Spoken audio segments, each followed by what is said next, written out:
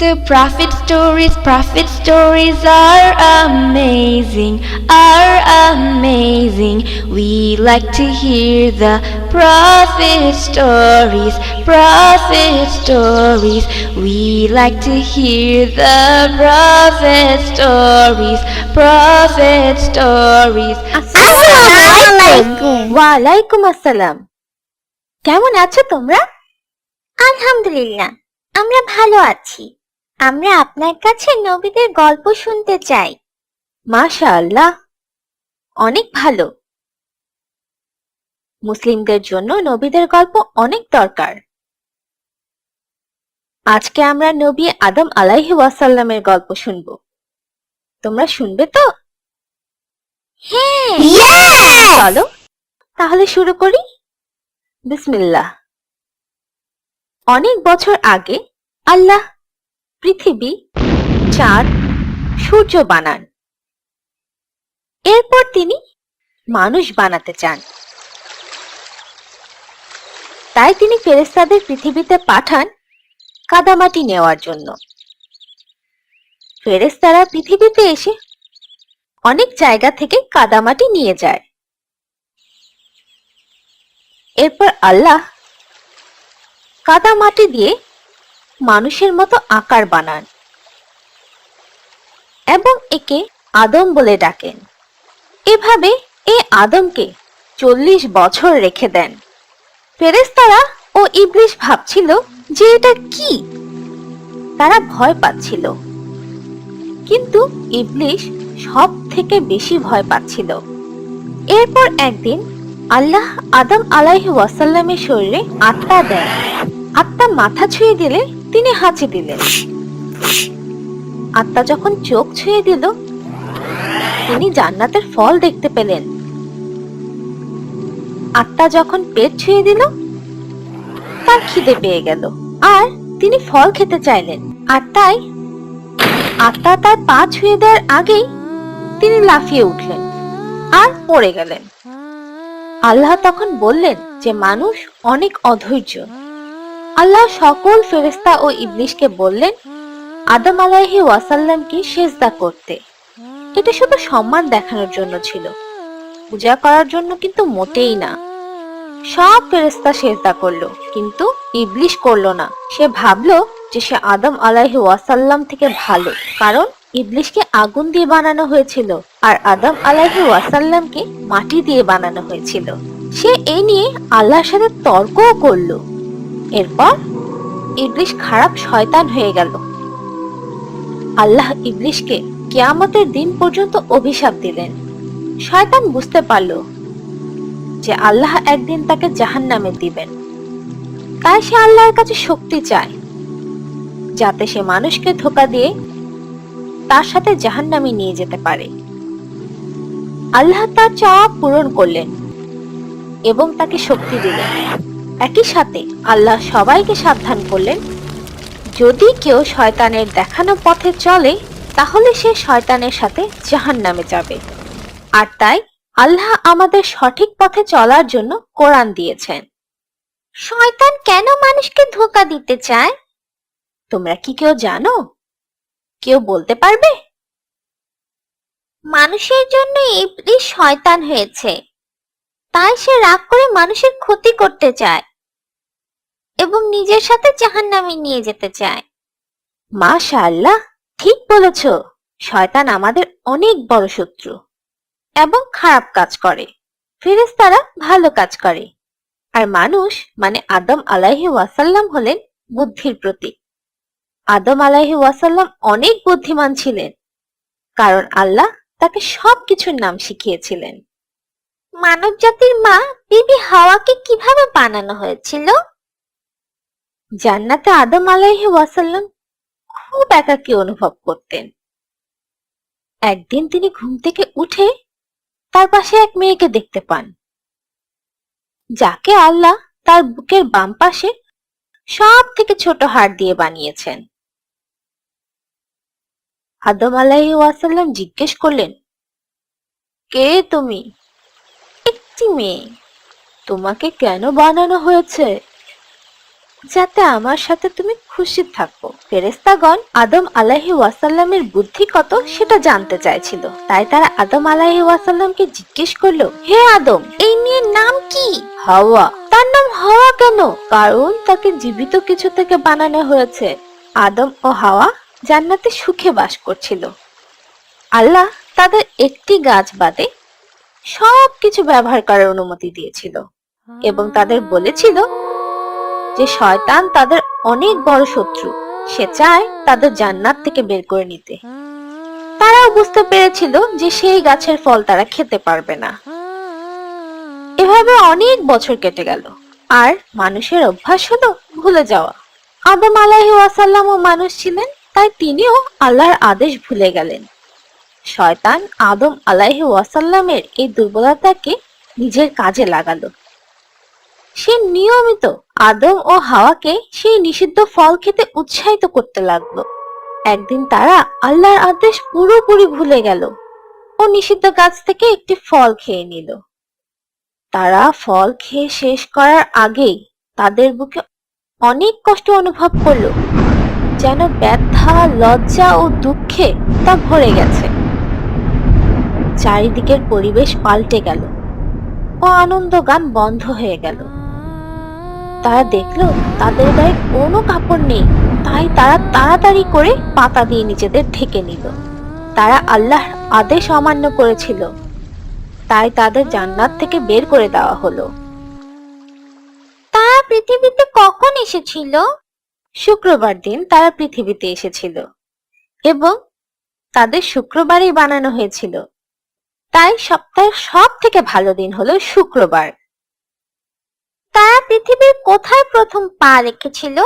According to Ibn Umar, রাদিয়াল্লাহু আনহু বলেছেন, আদম আলাইহি ওয়াসাল্লাম আস-সাফা ও হাওয়া আলাইহি ওয়াসাল্লাম আর মারওয়া পাহাড়ে এসেছিলেন।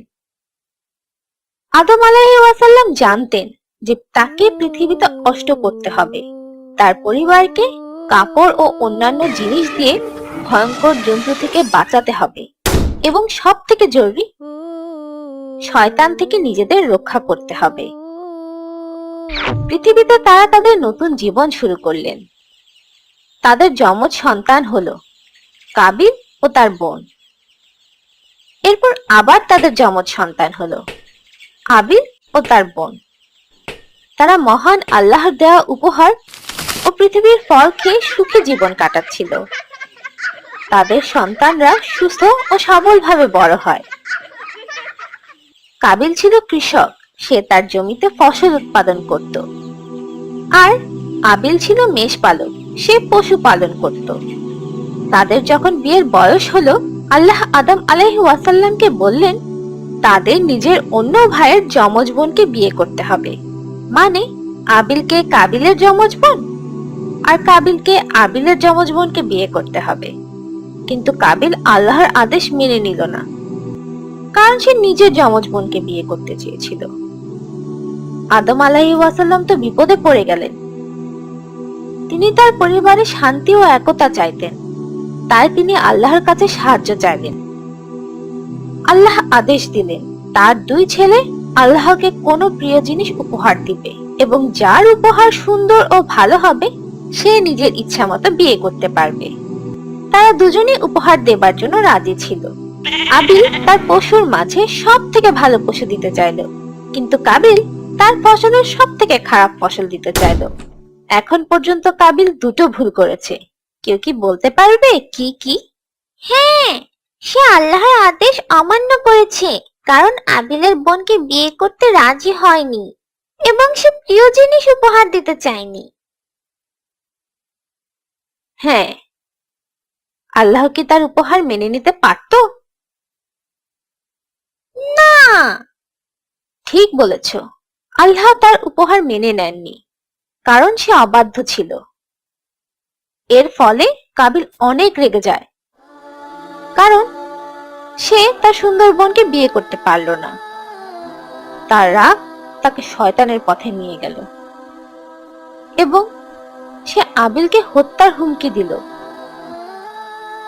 একদিন আবিলের কাছ থেকে ফিরতে দেরি হচ্ছিল, তাই আদম আলাইহি ওয়াসাল্লাম কাবিলকে পাঠালো তার খোঁজ নিতে। কাবিল তার ভাইকে একা পাওয়ার সুযোগ পেয়ে গেল এবং সে এতটাই রেগেছিল যে সে তার ভাইকে পাথর দিয়ে আঘাত করে মেরে ফেলল।